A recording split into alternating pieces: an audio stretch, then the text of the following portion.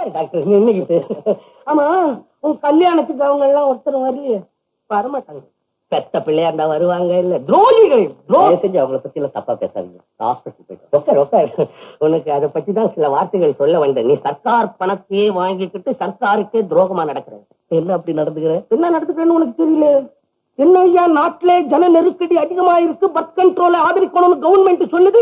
நீ பாட்டுக்கு புத்துநோய் பிடிச்சவனுக்கு உயிரை கொடுத்தீங்கன்னா என்ன கதி ஆகும்? டாக்டர்களுடைய கடமை உயிரை கொடுக்கறது தான். ஆமா, நீங்க எதுக்காக வந்தீங்க? இப்ப வேற ஒண்ணும் இல்ல. ராமாயணத்துல கைகேயி தசரதன் கிட்ட 2 வரம் கேட்ட மாதிரி உங்ககிட்ட நான் 2 வரம் கேட்டு இப்ப வந்திருக்கிறேன். அதாவது முதல் வரம் என்னன்னா, தேவாங்க ராக்கெட் லேக்யோன்னு நாங்க தயார் பண்ணிருக்கிறோம். அது ஒரு பயலாவது ஒரு டப்பா வாங்க மாட்டேன்றான்.